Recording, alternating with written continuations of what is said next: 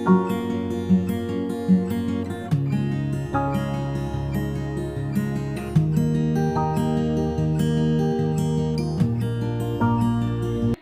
Everyone, welcome back to online learning of Hindi. बच्चों, इस video में हम दादी माँ का परिवार कहानी का पुनरावर्तन करके लेंगे। बच्चों, जैसा कि हमने कहानी में पढ़ा था कि एकता में रहकर हम बड़ी से बड़ी समस्या का निदान कर सकते हैं और एकता में रहकर हम सब सुरक्षित रह सकते हैं। तो बच्चों, हम सब कहानी की ओर थोड़ा सा प्रकाश डाल लेते हैं, फिर से उसको रिवीजन करके ले लेते हैं। इसमें एक दादी माँ थी जो कि अकेली थी, पर वह एक पेड़ के नीचे रहती थी और उसके परिवार में थे चिंकी चिड़िया और नीलू चिड़िया। नीली चिड़िया पेड़ के ऊपर घोंसला बनाकर रहती थी और चिंकी चिड़िया पेड़ के नीचे बिल बनाकर रहती थी। थोड़े समय बाद चिंकी चुईया को 2 बेटों का उपहार मिला। उनका नाम रखा गया चुस्कू और मुस्कू। और नीलू चिड़िया को भी 2 बच्चों का उपहार मिला। उनका नाम रखा गया टीनू और मीनू। सभी बच्चे प्रेम से एक साथ रहते थे, एक साथ खेला करते थे और दादी माँ उनका ख्याल रखती थी और दादी माँ उन्हें पुचकारती थी, प्यार करती थी। इस तरीके से हंसी खुशी से दिन बीत रहे थे बच्चों। तभी दादी माँ उन्हें एकता की सीख देकर भी बताया करती थी, एकता के महत्व को भी सिखाया करती थी। एक बार बच्चों संकट आ गया। चिड़िया दाना चुगने के लिए बाहर निकली थी, साथ वो बच्चों को भी लेकर गई थी।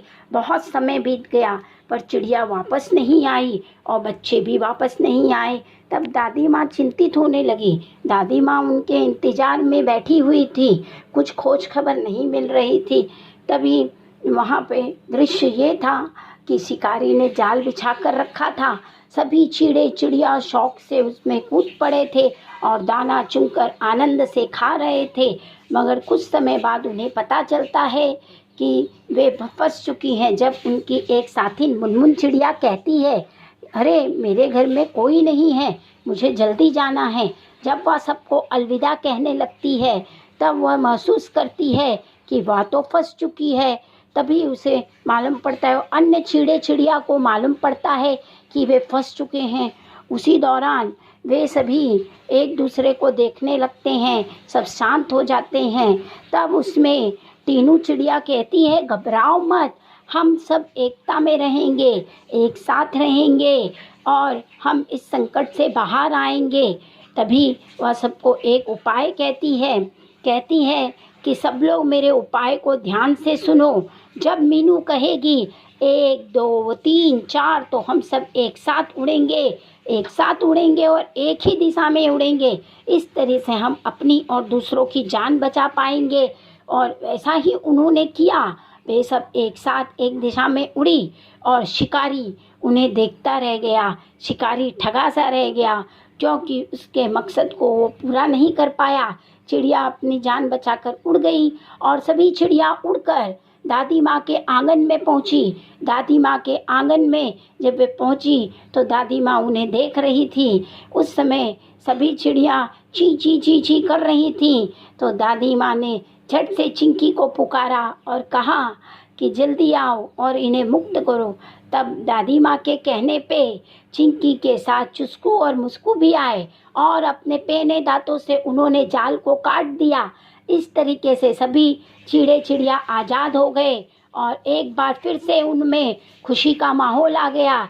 सब खुश हो गए, नाचने गाने लगे और एक साथ मिलकर पुनः वे खेलने लगे।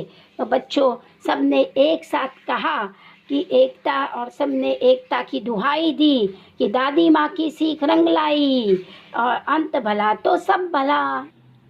बच्चों, आज हम व्याकरण में समानार्थी शब्द और विरुद्धार्थी शब्दों के बारे में जानकारी प्राप्त की थी, उसी के संदर्भ में फिर से पुनरावर्तन करके लेंगे।